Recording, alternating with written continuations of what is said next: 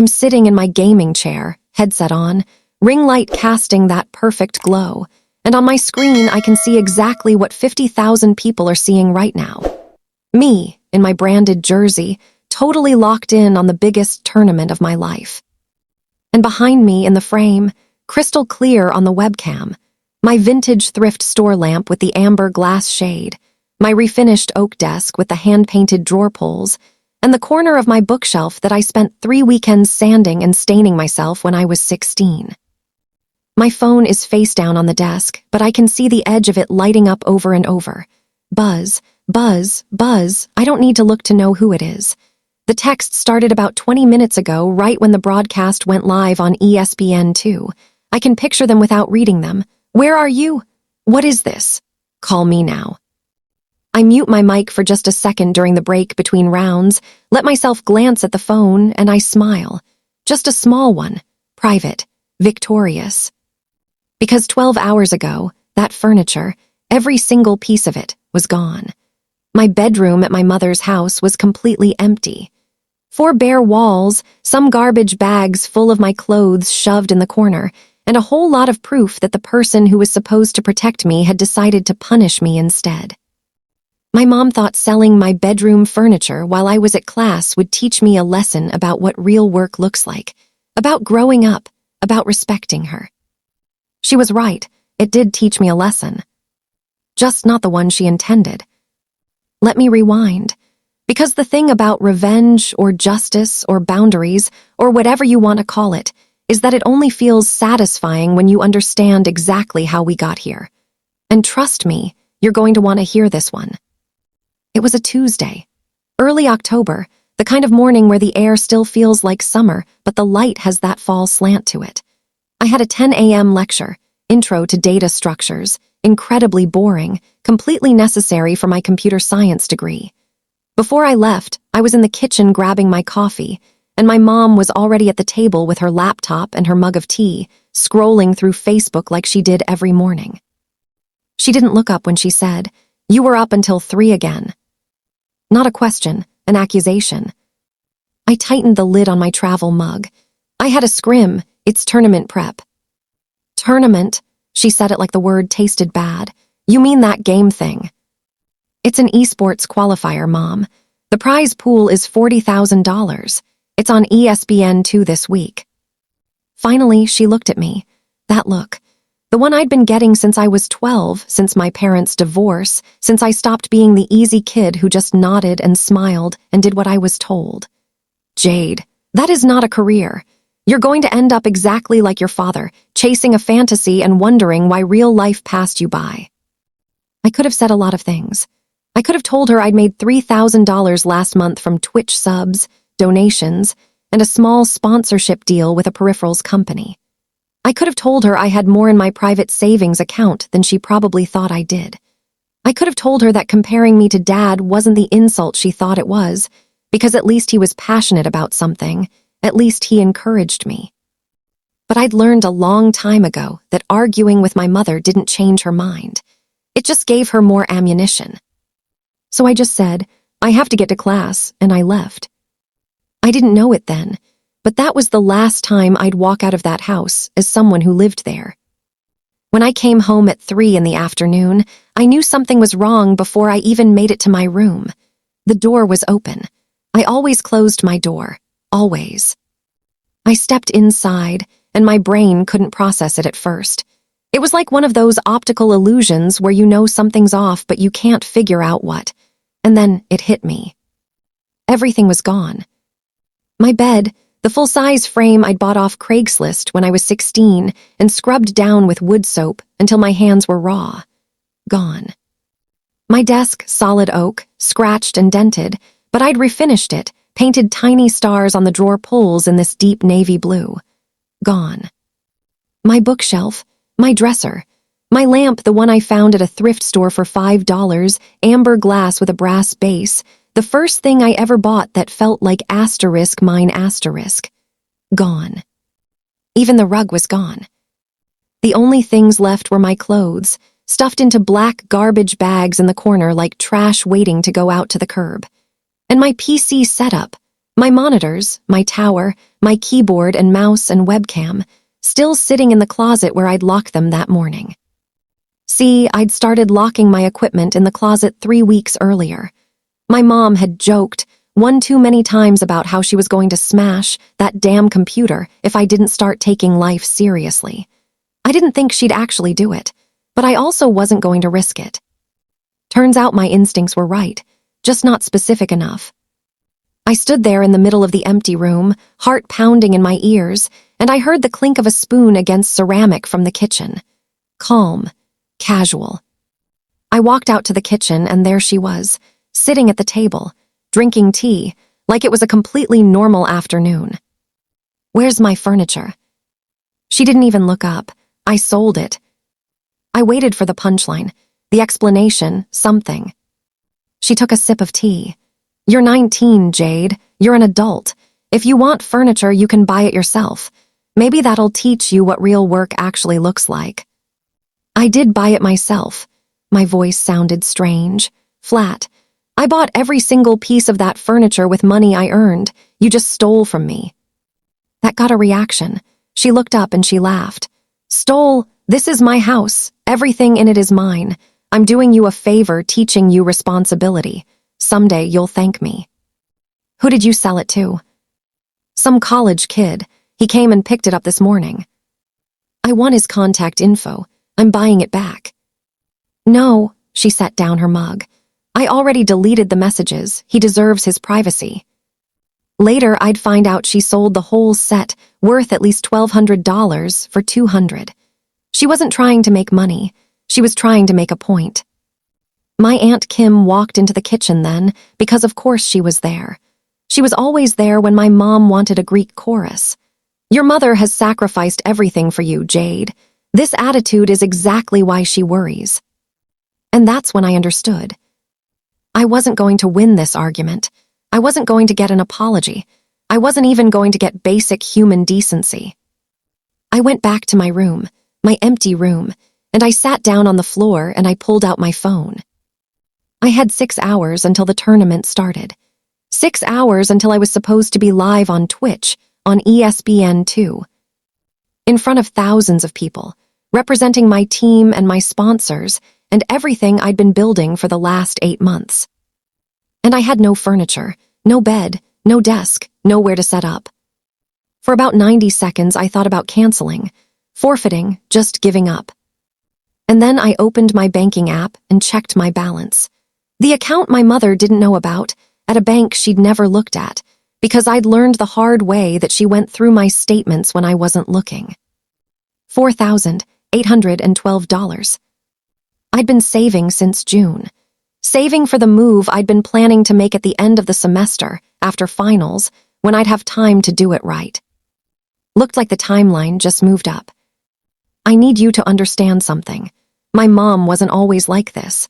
Or maybe she was, and I just didn't see it because I was a kid and I didn't have a choice. When I was little, she was the kind of mom who packed creative lunches and volunteered for field trips and kept every piece of art I ever made. She worked full-time as an administrative assistant, and money was tight, but she made it work.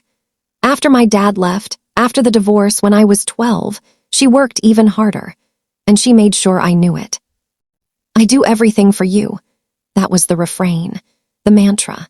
I heard it when I asked for new shoes, when I wanted to join the robotics club, when I got invited to a friend's birthday party and needed a ride. "I work 40 hours a week. I keep this house running. I do everything for you, and this is the thanks I get." I learned pretty fast that needing things made me a burden, so I stopped needing things. I got a job at a cafe when I was 15, started buying my own clothes, my own school supplies. When I wanted to redecorate my room at 16, I didn't ask her for help. I went to thrift stores and Craigslist and Facebook Marketplace, and I bought that furniture myself. I spent weekends refinishing the desk, painting the bookshelf, cleaning years of someone else's life off the bed frame. It was the first space that ever felt like mine. My dad, Marcus, he left when I was in 7th grade. My mom's version of the story was that he abandoned us to chase his dream of being a musician, that he chose his guitar over his family, that he was selfish and irresponsible, and I shouldn't end up like him. But the version I remembered was different. I remembered him being kind. I remembered him asking about my day and actually listening. I remembered him teaching me how to build a computer from spare parts when I was 10, sitting on the floor of his tiny apartment, explaining how RAM worked and letting me pick out the case. After the divorce, my mom made it really hard for him to see me. Scheduling conflicts, sudden plan changes, guilt trips about how confusing it would be for me to go back and forth. Eventually, he stopped pushing. I was angry at him for a long time because of that. Now, I think he was just tired of fighting someone who didn't fight fair. By the time I got to high school, I'd basically accepted that I was on my own. My mom provided a roof and food, and in exchange, I was supposed to be grateful, obedient, and not require anything that inconvenienced her. When I graduated and got into the state university, she was proud for about a week. Then she started in on how I shouldn't move into the dorms, how it was a waste of money, how I should just stay home and commute. "It's only 20 minutes, she said. "Why would you want to leave?" I couldn't say the real reason, because I felt like I was suffocating. So I stayed. I commuted. I kept my head down and my grades up, and I told myself it was temporary. And then I discovered streaming. It was spring semester of my freshman year. There was a club fair, and the esports team had a booth. I'd always been into gaming, mostly single-player stuff, RPGs and strategy games I could play alone in my room with headphones on. But the esports guy, this grad student named Danny, he told me about the scholarships, the sponsorships, the actual career infrastructure being built around competitive gaming. He told me women were underrepresented, and that orgs were actively looking for talented players who could build an audience. I went home that night and set up a Twitch account. At first, it was just for fun, something that was mine, but people started watching. I wasn't the best player, but I was good at explaining what I was doing, good at reading chat, good at making people feel welcome. My follower count grew, a few dozen, a few hundred. By summer, I had a couple thousand. And then in August, a peripherals company reached out. Small brand, but legitimate. They wanted to send me free gear, headset, mouse, mousepad, in exchange for me using it on stream and mentioning them occasionally. And they wanted to pay me $500 a month. I signed the contract on my phone in the cafe bathroom during my shift, hands shaking, because it felt insane and wonderful and like proof that maybe I wasn't delusional. I told my mom that night, showed her the email, the contract, everything. She looked at it for maybe 10 seconds and said, "Jade, they're scamming you. You're not special. This isn't real." I signed it anyway. By October, I was making $3,000 a month between subs, donations, and the sponsorship. That was more than my mom brought home after taxes. I didn't tell her that part. I just kept streaming, kept saving, kept telling myself that in a few more months I'd have enough to move out and she wouldn't be able to say anything about it. I had a plan. I had a timeline. I had it all mapped out. And then she sold my furniture. I stood there in that empty room, my hands shaking, and I tried one more time. "Mom, I need the contact information for whoever bought my furniture. I'm going to buy it back." She sighed like I was being tedious. "I already told you I deleted the messages. That young man deserves his privacy. He paid for that furniture fair and square." "How much did he pay?" A pause, just a fraction of a second too long.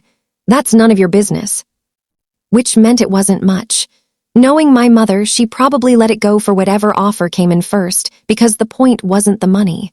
The point was the lesson, the punishment, the reminder of who held the power. "This is theft," I said. My voice didn't sound like mine. It sounded far away, like I was listening to someone else.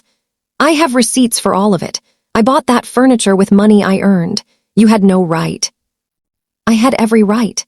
She stood up, and there it was, that flash of anger she usually kept wrapped up in concern and martyrdom. "This is my asterisk house, Jade. I pay the mortgage. I pay the utilities. Every single thing under this roof is here because of me. You living here rent-free, playing your little games until all hours. Acting like you're some kind of entrepreneur, that's a privilege I've given you. And clearly, I've been too generous. Aunt Kim appeared in the doorway like she'd been waiting for her cue. Your mother has done everything for you. She's worked herself to the bone to give you opportunities. This attitude, Jade, this is exactly why she worries about you. I looked between them. My mother, arms crossed, righteous. My aunt nodding along, backing her up like she always did. And I realized there was no winning this. There was no magic combination of words that would make her admit what she'd done was wrong. There was no explanation that would make her see me as a person instead of an extension of herself that had malfunctioned. I could stand here and argue until my voice gave out, and all that would happen is she'd get more entrenched, more convinced she was right, more creative with her punishments. So I stopped talking. I walked back to my room, my empty room, and I closed the door. I sat down on the floor, back against the wall where my bed used to be, and I pulled out my phone. First thing, I opened my banking app. Not the student account I'd opened at 17 with my mom's name on it as a cosigner. The other one. The one I'd opened in July at a completely different bank after I noticed some weird transfers I hadn't made and realized my mom had been borrowing, 20s here and there, always with some excuse about how she'd pay me back. Balance, $4,812. I'd been saving since June. 500, 700, sometimes 1,000 a month, depending on how streaming went. The plan had been to save until December, get through fall semester, then move in with Aisha, my friend from Calc II who'd mentioned she was looking for a roommate for spring semester. The plan had been to do this slowly, carefully, with time to find furniture, set up utilities, make it a smooth transition. The plan was now out the window. I checked the time, 3:47 p.m. The tournament started at 7. I was supposed to go live at 6:45 for the pre-show, test my setup, coordinate with my team. The actual broadcast rounds, the ones that would air on ESPN2, those started at 8. I had just under 3 hours to figure out where I was sleeping tonight and where I was streaming from. I pulled up my texts with Aisha. Me, hey, random question. Is that room still available? 3 dots appeared immediately. Aisha, yeah. I thought you were moving in January, though. Me, long story. Is there any chance I could move in tonight? Aisha, tonight, what happened? Me, my mom sold all my furniture while I was in class. I need to get out of here. Aisha, what the actual fuck asterisk? Aisha, yes, absolutely yes. Do you need help? My brother has a truck. I almost cried, just from that. From someone immediately saying yes, from not having to explain or justify or convince. Me, that would be amazing. Thank you. Aisha, he's off work at 5. I'll text him now. Are you okay? Me, I will be. I sat there for another minute, phone in my hands, and then I did something I hadn't done in 3 years. I scrolled through my contacts to Dad, and I called him. He answered on the second ring. Jade, he sounded surprised. We mostly texted, and even that was sporadic. Everything okay? No, I said.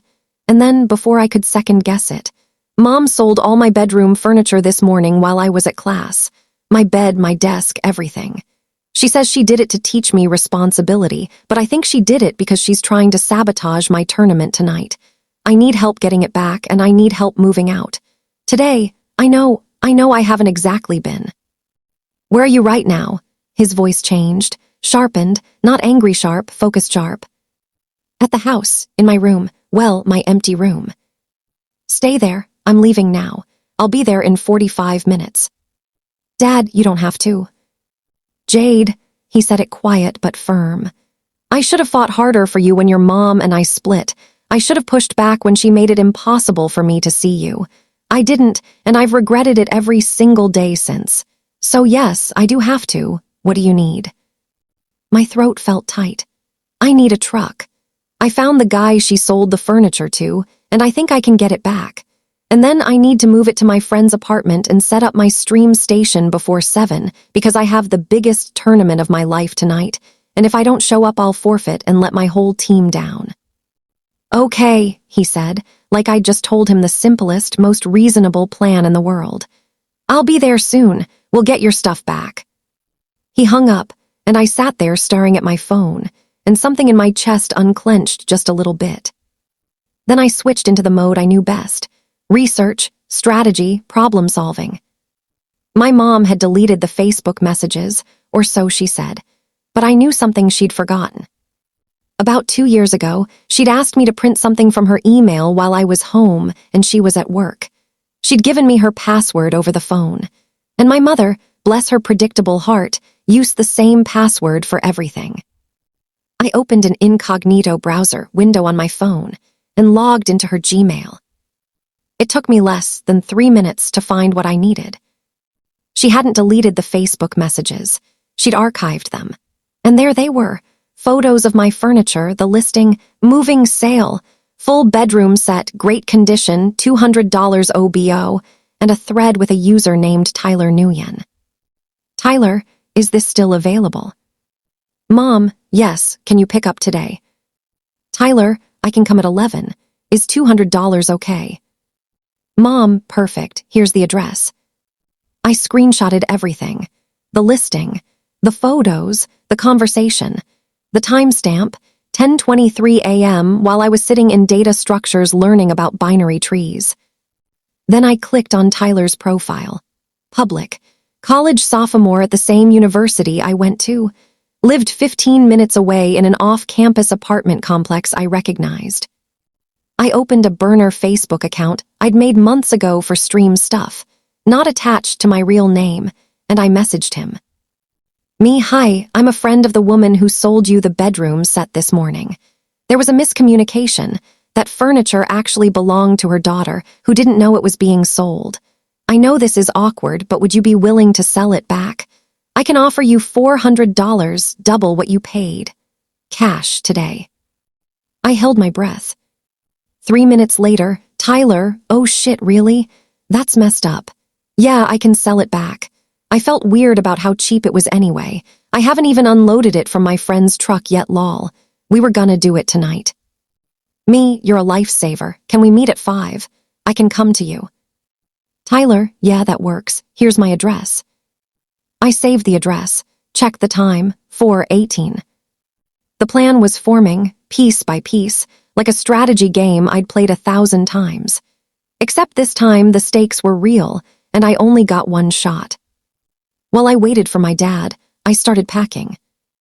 I pulled the garbage bags out of the corner, my clothes just crammed in there like trash, and I started folding things, repacking them properly in my duffel bag and backpack. I went through my closet and pulled out my PC tower, my monitors, my keyboard and mouse, my webcam and mic and ring light. I packed my toiletries, my chargers, my notebooks. And then I started documenting. I took photos of the empty room from every angle. The bare walls where my bookshelf had been, the dust outline on the floor where my dresser had sat, the nail holes where I'd hung string lights above my bed. I went back into my mom's email and took screenshots of everything. The Facebook listing, the messages with Tyler, the timestamps. Then I opened my own files. I had receipts for all of it. The bed frame, $120 from a woman in the next town over, paid via Venmo in March 2 years ago. The desk, $80 on Craigslist, receipt from the guy's PayPal. The bookshelf, $35 at a yard sale, and okay, I didn't have a receipt for that one, but I had photos of me refinishing it, sanding it down in the driveway, painting it on a tarp in the backyard. I had my bank statements showing my streaming income. September, $3,200. August, $2,950. July, $2,100. I pulled up my Twitch analytics, my YouTube dashboard, my sponsorship contract with the peripherals company. And then I did something that felt a little bit insane, but also necessary. I opened the camera on my laptop and I recorded a video. Just me, sitting on the floor of my empty room, and I said, "My name is Jade Chen. It's October 10th, 4:34 p.m. this morning. I left for class at 9:45. When I came home at 3 p.m., all of my bedroom furniture was gone. My mother, Cheryl Chen, sold it without my knowledge or permission while I was out of the house. I purchased all of this furniture myself with money I earned from my job and from my streaming income. I'm recording this as documentation in case I need it later. I saved the file, backed it up to the cloud. I know it sounds paranoid, but I'd learned something over the last few years of living with my mother. If you don't have proof, it didn't happen. She'd rewrite history, gaslight you into thinking you remembered it wrong, twist everything until you were the villain and she was the victim. Not this time.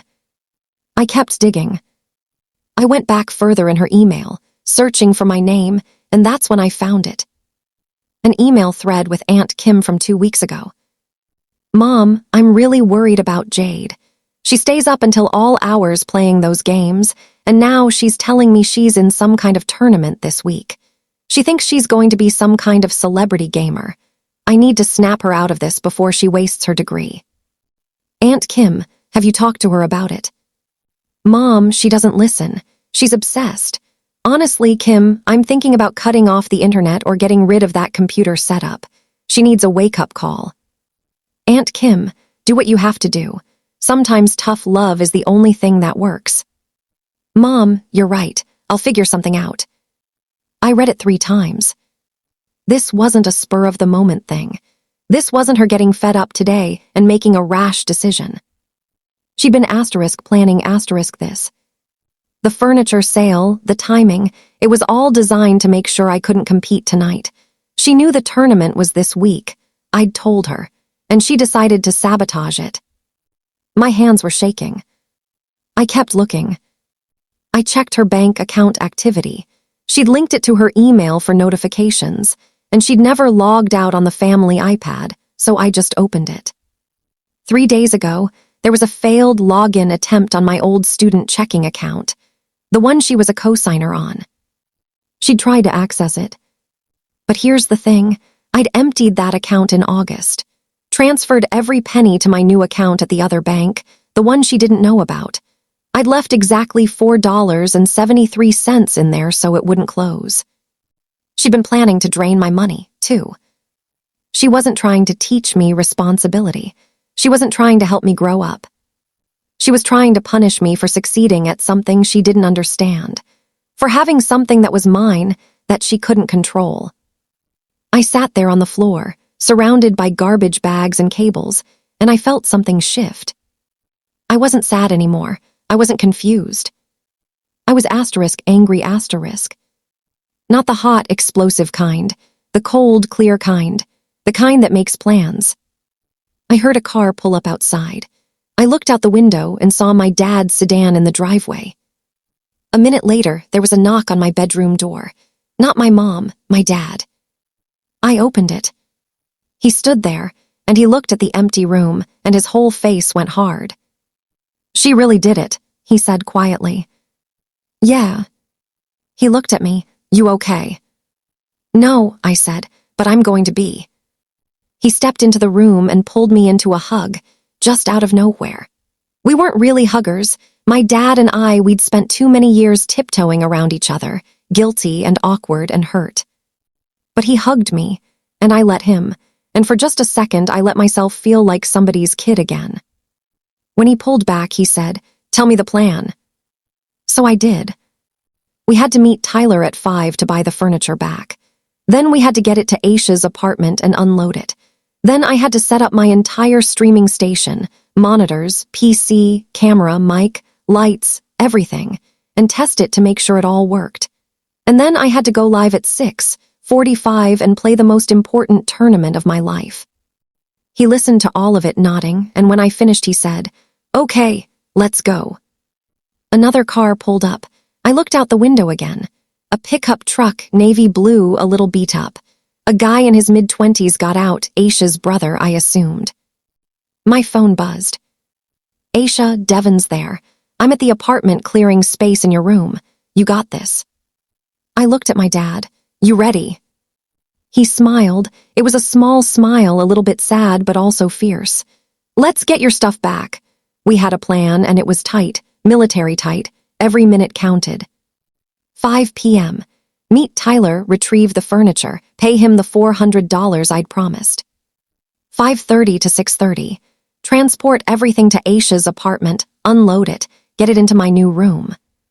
6:30 to 6:45. Set up my entire streaming station, arrange the furniture exactly right, position my desk, set up my PC, connect the monitors, test the camera angle to make sure everything was in frame, check audio levels, check lighting. 6:45. Go live for the pre-show. Be calm. Be professional. Pretend my entire world hadn't just imploded and been rebuilt in the span of 6 hours. 7 p.m. Tournament starts. 8 p.m. If we made it to the broadcast rounds, I'd be on ESPN2, simulcast to Twitch, in front of tens of thousands of people. No margin for error, no backup plan. Devin introduced himself with a firm handshake and a "heard you're having a day," which was possibly the understatement of the year. He looked at my dad, seemed to size him up in that way guys do, and they did some kind of silent nod of mutual understanding. We loaded my stuff into Devin's truck first, the bags of clothes, the boxes of equipment, everything I was taking with me. My dad helped me carry my PC tower like it was made of glass, because to me, it basically was. That machine represented 8 months of work, thousands of hours, every dream I'd built in the last year. My mom didn't come out of the house. I could see her in the living room window, watching, just standing there, watching me pack my life into a stranger's truck. I didn't wave, didn't acknowledge her. We drove in a 2-car convoy, Devin's truck in front, my dad's sedan behind. I rode with my dad. Neither of us said much. He kept his hands at 10 and 2, eyes on the road, jaw tight. Finally, he said, "I'm sorry I wasn't there more, after the divorce. Mom made it hard. I should have made it harder for her to keep me away. I let her win because it was easier than fighting. That was wrong." I looked out the window. Yeah, it was. He nodded, didn't argue, didn't make excuses. "But you're here now," I said. "I am." We pulled up to Tyler's apartment complex at 5:02. He was outside, sitting on the tailgate of a friend's truck exactly like he'd said. My furniture, my bed frame, my desk, my bookshelf, my dresser, my lamp was right there in the truck bed, like it had just been waiting for me. Tyler hopped down when he saw us. He was a lanky kid, maybe 20, with a university hoodie and genuinely apologetic eyes. "Hey," he said, "you must be Jade. Or wait, sorry, I don't actually know your name, you messaged me from that other account." "I'm Jade," I said. "This is my furniture." "Man, I'm really sorry. Your mom seemed totally normal. I had no idea there was, like, family drama. I would never have." "It's not your fault," I said, and I meant it. "You didn't know." I handed him $400 in cash. Counted out in 20s. I'd stopped at an ATM on the way. He took it, looked uncomfortable. "This feels weird, like I'm profiting off some messed up situation." "You're not. You're helping me fix it. Seriously, thank you." We transferred everything from his truck to Devin's. My dad and Devin did most of the heavy lifting. I carried the lamp myself. Held it the whole drive to Aisha's apartment, sitting in the back seat of my dad's car, the brass base cool in my lap. Aisha was waiting outside her building when we pulled up. She took one look at me, exhausted, wired, probably half feral, and she hugged me without saying anything. Just squeezed me tight. "Your room's ready," she said. "Let's move fast. You're on in less than 2 hours." Her apartment was a second-floor walk-up, and we made it work. My dad and Devin hauled the bed frame. Aisha and I carried the smaller stuff. We moved like a machine. No wasted time. No unnecessary conversation. By 6:15, the furniture was in my new room. It was smaller than my old room. The walls were beige instead of the pale blue I'd painted. But it was *mine*, my name on the lease, my lock on the door. I arranged everything exactly the way I needed it. Desk against the wall, lamp on the left corner, bookshelf to the right. The setup had to be perfect, not for me, for the camera. Because in 30 minutes, 50,000 people were going to see this room. And I needed them to see that lamp, that desk, that bookshelf. I needed my mother to see it. My dad helped me set up my monitors, connected the cables while I mounted my webcam and adjusted my ring light. Devin ran an extension cord. Aisha brought me a water bottle and a granola bar and told me to eat something before I passed out. I powered on my PC, held my breath. It booted perfectly. I launched my streaming software, checked the camera feed. There it was, me in frame, and behind me, clear as day, the vintage lamp, the refinished desk, the painted bookshelf. My dad looked at the monitor, and he understood immediately. "She's going to see this," he said. "Yeah. Good." I tested my mic, checked my audio, ran through my pre-stream checklist. Everything worked. It was 6:38. I looked at my dad. "I need to get ready. The team's going to be in the voice channel in 5 minutes." He squeezed my shoulder. "I'm proud of you. I don't say that enough, but I am." Devin and Aisha left to give me space. My dad hesitated at the door. "Do you want me to stay? I can watch from the living room, or I can go, whatever you need." "Stay," I said, "please." He smiled. "I'll be quiet." He left the room, but left the door cracked. I sat down in my chair, put on my headset, and opened Discord. My team was already there. Apex, Pixel, and Frost, my crew, the people I'd been running with for 6 months. "Phantom," Apex's voice came through, loud and hyped. "Yo, we thought you were gonna ghost. Where have you been?" "Long story," I said. "I'm here, I'm good, let's run this." "You sound different," Pixel said. He was perceptive like that. "You okay?" I looked at the camera feed, at my furniture, at the room I'd fought for. "Yeah," I said, "I'm okay." At 6:45, I went live. The viewer count climbed fast. 300, 800, 2,000. People knew this tournament was a big deal, and my regulars were showing up. Chat was moving fast, the usual hype and emote spam and people asking if I was ready. I smiled at the camera, did my intro, thanked my sponsors. Professional. Calm. My phone was face down on the desk, and I saw the screen light up. Once, twice, 3 times. I ignored it. At 6:52, it started vibrating continuously. A call. I flipped it over just enough to see the screen. "Mom." I declined it. It rang again immediately. Declined. A text notification appeared. "Mom, where are you?" Then another. "Mom, you missed dinner." "Mom, Jade, answer me right now." I put the phone on Do Not Disturb and focused on the screen. The tournament lobby was opening. We had 8 minutes until the first match. But my phone kept lighting up, over and over. Even on D&D, she was calling repeatedly, forcing the emergency bypass. At 6:58, I muted my stream, told my team I needed 1 second, and I called her back. She answered instantly. "Where are you?" I moved out. Silence, then, "Moved out, don't be ridiculous, get home right now." "No." "Jade," her voice shifted, syrupy sweet, the tone she used when she wanted something. "Honey, I know you're upset, you're overreacting. Come home and we'll talk about this like adults." "I am an adult, and I'm not coming back." "You moved out where? With what furniture?" She said it like a gotcha, like she'd already won. "The furniture you sold, I bought it back." Another silence, longer this time. "You what?" "I tracked down the guy you sold it to. Paid him $400. It's mine again. I'm at my new apartment. I'm about to compete in a tournament, and I'm done with this conversation." Her voice went sharp. "You can't afford to live on your own. You're going to fail, and you're going to come crawling back, and when you do..." I made $3,200 last month. I have $4,000 in savings. I have a sponsorship contract and a team and a career you don't understand because you've never tried to. I don't need you to support me. I don't need your permission. I'm just calling to tell you I'm not coming back. You are an ungrateful, selfish. I'm hanging up now. Don't you dare. I hung up. My hands were shaking. My heart was pounding. But I also felt lighter, like I'd been carrying something heavy for years and I'd finally set it down.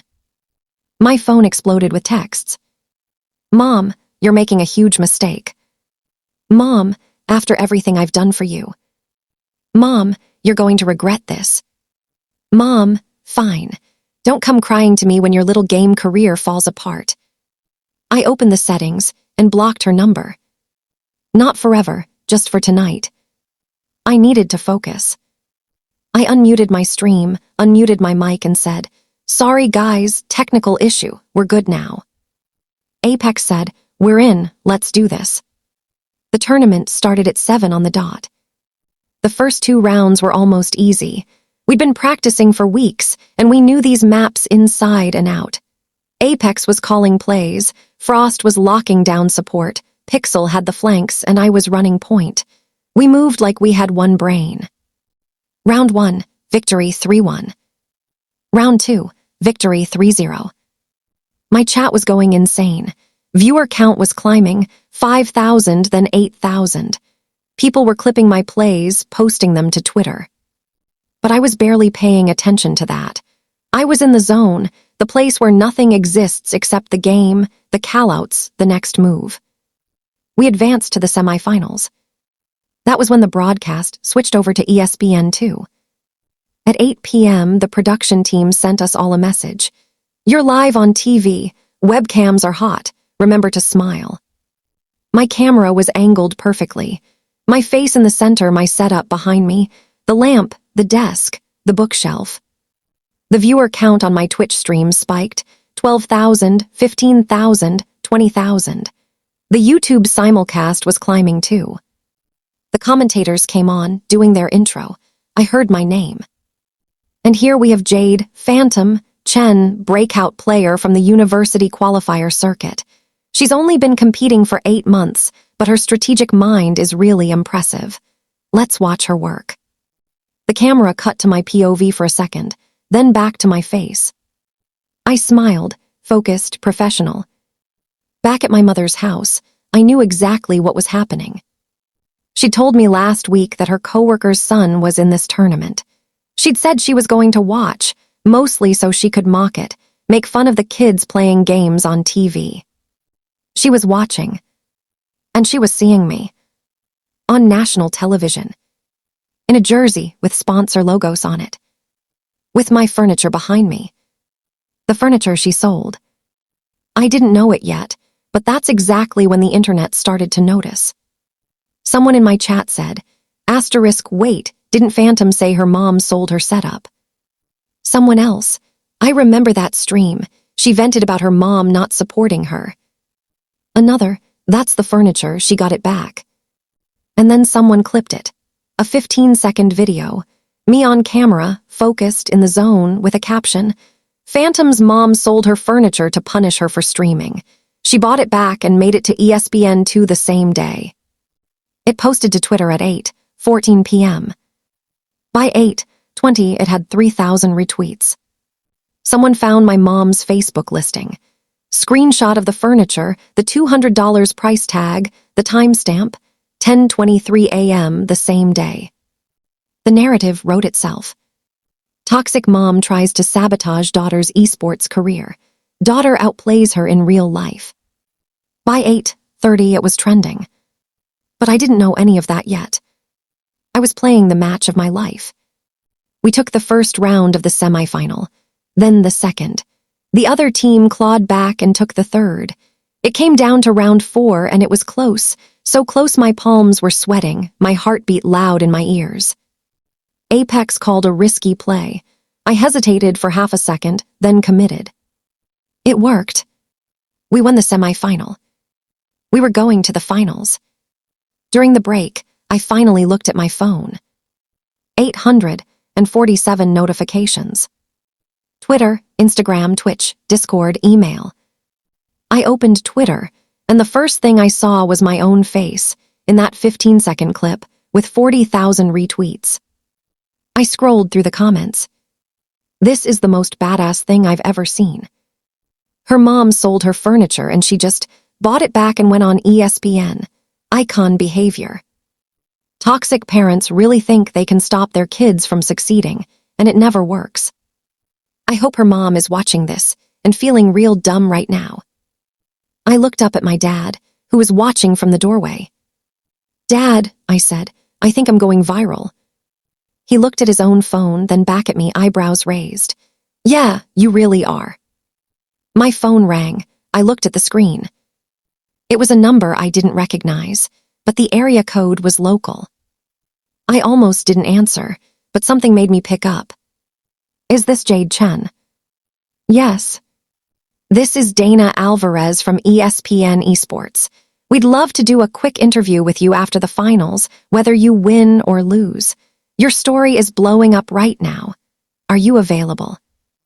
I looked at my dad, at my setup, at the lamp glowing softly in the frame. "Yeah," I said, "I'm available." I had 12 minutes until the finals started. I checked my block numbers and unblocked my mom just to see. 43 missed calls, 17 voicemails, 62 text messages. I scrolled through the texts. "Mom, what is this?" "Mom, people are calling me." "Mom, take that video down right now." "Mom, you're humiliating me." "Mom, this is slander." "Mom, you are making me look like a terrible mother." "Mom, call Emmy." I didn't respond. I blocked her again. I opened Discord. My team was waiting. "You guys see what's happening?" Frost asked. "Yeah." "You good?" I looked at the camera, at the setup I'd fought for, at the future I'd built with my own hands. "Yeah," I said, "let's win this thing." Finals started at 8:47 p.m. We were up against a team from Seoul, 3-time regional champions, heavily favored to win. The commentators were already framing it as a David versus Goliath story, the breakout rookie team from a state university against the established powerhouse. But we'd watched their games, we knew their patterns, and we had nothing to lose. My Twitch viewer count was at 28,000. The chat was scrolling so fast I couldn't read individual messages anymore, just a blur of emotes and hype, and people saying they'd come from Twitter, from TikTok, from the ESPN broadcast. Somewhere out there, my mother was watching. I let that thought sit for just a second, and then I put it away. This wasn't about her anymore. This was about me, about my team, about proving to myself that I could do this. The first round started. We played aggressive. Apex called a rush strategy that caught them off guard, and we took the round in 4 minutes flat. 1-0. The desk behind me, the lamp, the bookshelf, they were all in frame. Every time the broadcast cut to my webcam, there they were, solid, real, mine. Round 2, they adapted. They were good, incredibly good. They read our rotations, punished our mistakes, and took the round convincingly. 1-1. The commentators were loving it. This is exactly the kind of series we wanted to see. Phantom and her team are not backing down. Round 3 was a bloodbath. Back and forth, every fight contested, the score tied at 2-2 in the round. It came down to a 1v1, me versus their best player, a guy who'd been competing professionally for 3 years. I heard my dad shift in the doorway, heard him whisper, "Come on, Jade." I won the duel by half a second. 2-1. My chat exploded. The clip was already going viral. People were posting it with captions like, "She's not just playing for a trophy, she's playing for her life." They weren't wrong. Round 4, this was it. If we won, we took the championship. If we lost, it went to a tiebreaker round 5. We played it slow, methodical. Apex called every move like he was conducting an orchestra. Frost held the defensive line. Pixel got 2 crucial picks. And I clutched the final fight with a play I'd only ever hit in practice. A risky corner shot that required perfect timing. The enemy player dropped. Victory. For a second, there was just silence in my headset. And then everyone was screaming. I ripped off my headset and stood up so fast my chair rolled backward. I actually screamed, hands over my mouth, tears streaming down my face before I even realized I was crying. My dad was suddenly there, hugging me, lifting me off the ground. "You did it! Jade, you did it!" Aisha burst into the room, Devin right behind her, both of them yelling. On my screen, the victory animation was playing. The commentators were shouting. Phantom takes it. What a Cinderella story. Jade Chen and her team are your champions. My phone was vibrating so hard, it was practically levitating off the desk. The Twitch stream, I'd forgotten to mute it. My microphone had picked up everything. The scream, my dad's voice, the chaos. Chat was losing their minds. She's crying, I'm crying, we're all crying.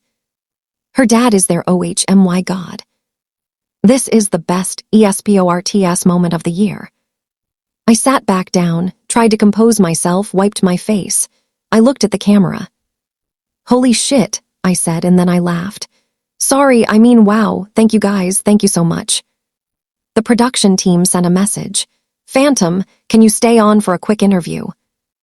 I nodded at the camera, took a breath. The ESPN host came on screen, Dana Alvarez, the woman who'd called me earlier. She was smiling. Jade, congratulations, incredible performance. But I have to ask, there's a story going viral right now about how you ended up here tonight. Is it true your mother sold your furniture this morning? I could have deflected, could have said no comment or laughed it off. But I looked at the camera, at the 50,000 people watching, and I decided to tell the truth. Yeah, I said. She sold my entire bedroom set while I was at class. My bed, my desk, all of it. She thought streaming wasn't a real career and she wanted to teach me a lesson about responsibility. And you bought it back. I tracked down the buyer, paid him double what my mom sold it for, moved out of her house, set all of this up in my new apartment, and got here with about 10 minutes to spare. Dana's eyebrows went up. That's incredible, and I'm guessing that's the furniture right there behind you. I turned slightly so the camera could see it better. That's my desk. I refinished it myself when I was 16. That's the lamp I bought at a thrift store for $5. And yeah, my mom sold all of it for $200 this morning because she didn't think this. I gestured at the screen, at the championship graphic. Was worth my time. The interview lasted 3 more minutes. Dana asked about my team, my future plans, what I'd do with the prize money. I said I'd probably put it toward tuition and a better streaming setup. When it ended, and I finally closed the stream, my follower count had jumped from 18,000 to 93,000. I had 6 missed calls from numbers I didn't recognize, a voicemail from a talent agency, 3 emails from sponsors, a DM from a major esports org asking if I had representation, and 116 text messages from my mother. I didn't open them. I looked at my dad instead. I won, I said. He was smiling and his eyes were wet. Yeah, kiddo, you really did. The next week was a blur. The prize money hit my account on Wednesday, $10,000, my share as part of the winning team. After taxes, it was a little over $7,000. I paid Aisha 3 months of rent up front, bought a new mattress, put the rest in savings. The esports org that had reached out offered me a contract, $24,000 a year base salary, plus tournament winnings, plus revenue share on sponsorships. It wasn't life-changing money, but it was steady, legitimate, a career. I signed it on Friday. By the weekend, my Twitch following had stabilized at 150,000. Brands I'd never dreamed of working with were sending me collaboration offers. ESPN asked me to come on a podcast about women in gaming. Kotaku published a feature titled, How One Player Turned Her Worst Day into Her Best Victory. I did the interviews. I told the story.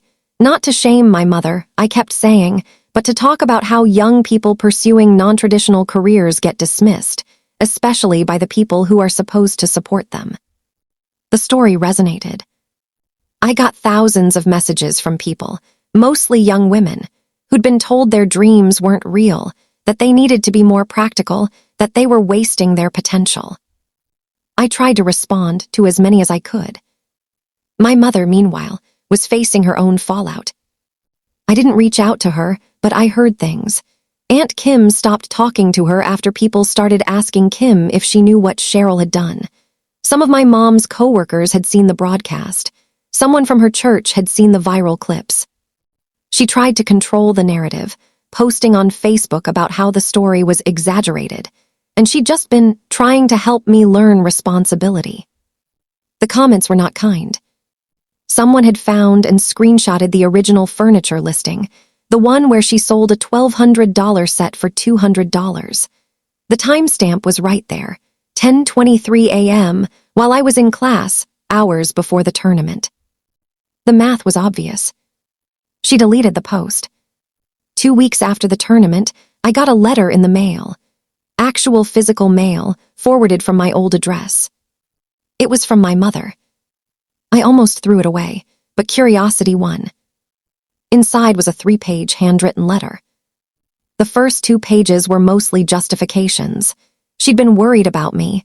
She'd thought I was obsessed, neglecting school, ruining my future. She'd only been trying to protect me. She hadn't known the tournament was that important. She hadn't meant to hurt me. The 3rd page was different. I'm sorry for how this happened. I'm sorry you felt you had to leave. I miss you. People have said terrible things to me, and I feel like I've lost my daughter over a misunderstanding. I know you're angry, but I hope eventually you can forgive me. I'm your mother. That has to count for something. At the bottom, if you need money, I can help. I know you think you're doing well, but this streaming thing won't last forever. I read it twice. Then I sat down and wrote a response. I kept it short. Mom asterisk. I'm not angry anymore. I'm just done. You didn't sell my furniture because you were worried about me. You sold it to punish me for succeeding at something you didn't approve of. You tried to access my bank account. You planned this. I don't need your money. I have a career, a contract, and a life I built without your support.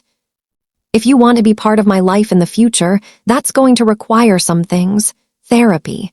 A real apology that doesn't include justifications. Respect for my boundaries. No surprise visits. No contact unless I initiate it. If you can't do that, I understand. But I'm not going to keep setting myself on fire to keep you warm. Jade asterisk. I mailed it the next day. She didn't respond. 3 months later, she sent a single email. It was short, impersonal, and ended with a request for $500 because she was between paychecks. I didn't reply. I haven't heard from her since. 6 months later, I'm sitting in my apartment. The bigger one now, still with Aisha, but we upgraded after my contract renewal came through, and I'm doing a life update stream for my community. It's April. The spring semester just ended, and I kept my GPA at 3.7 while streaming 20 hours a week and competing in 3 tournaments. I'm still on track to graduate with my computer science degree because I want options, I want security, I want to know I can take care of myself no matter what happens. But streaming, that's not a backup plan anymore, it's my career. I just signed my 2nd contract with the org, this one for $40,000 a year plus incentives. I have 6 active sponsorships. Last month I made $11,000. That's more than double what my mother makes. I don't say that to brag. I say it because 6 months ago she told me this wasn't real, that I'd fail, that I'd come crawling back. And I didn't. My relationship with my dad is better than it's been in years. We get lunch every Sunday. He came to watch me compete in person at a tournament in February, sat in the audience, cheered louder than anyone. He started going to therapy to work through his own stuff, the guilt about the divorce, the years he let my mom keep him at a distance. We're rebuilding, slowly, honestly. I haven't spoken to my mother. People ask me sometimes if I regret cutting her off, if I feel guilty, if I think I overreacted. And here's what I tell them. I regret that it had to happen. I wish she could have been happy for me. I wish she could have supported me instead of sabotaging me. But I don't regret protecting myself. You can love someone and still refuse to let them hurt you. You can grieve the parent you wish you had and still choose the life you deserve.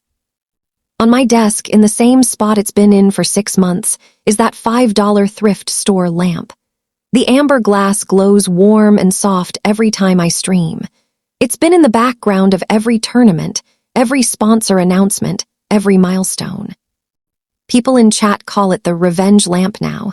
They've made it a meme. There's fan art of it with little motivational quotes. I love it. Because it's not just a lamp, it's a reminder. I hold it up to the camera now, let people see it up close. This lamp, I say, cost me $5 and a lot of heartbreak, but it's mine. It's always been mine, and no one's ever taking it from me again. I set it back down, look at the camera. If you're watching this right now from a place that doesn't feel like home, if you're making plans in secret, if someone's telling you your dreams aren't real, listen to me. Keep going. Document everything. Save your money somewhere they can't touch it. Build your exit. You're not ungrateful for wanting more. You're not selfish for protecting yourself. You deserve a life that's yours. Chat is moving fast, full of hearts and solidarity, and people sharing their own stories. Someone asks where I'm streaming from tonight. I'm home, I say, and I mean it. I talk for a few more minutes about upcoming tournaments, new content I'm planning, a charity stream next month. And then I wrap it up the way I always do now. All right, I want to know, where are you watching from tonight? Have you ever had someone try to sabotage your dreams? How did you fight back? Drop it in the comments. I read every single one. I pause, smile at the camera. And if this story meant something to you, if you've ever been underestimated, if you've ever had to choose yourself over someone else's approval, hit that subscribe button. Smash the notification bell. Join the community, because we all deserve to see the underestimated win. I lean back in my chair, the lamp glowing behind me, my dad probably watching from the living room, my whole future ahead of me. Catch you in the next stream, I say. Stay legendary. I end the broadcast, and for a moment I just sit there in the quiet. My phone buzzes, a text from my dad. Dad, proud of you, kiddo, every single day. I smile. Another text, this time from Aisha. Aisha, stream was great. Also, I made pasta if you want some. And one from Apex in the team Discord. Apex, practice tomorrow at 6. We've got regionals in 2 weeks. I respond to all of them, shut down my PC, and I look around my room. The furniture I fought for, the life I built, the boundaries I set, the future I chose. It's mine. All of it. And I'm never giving it back.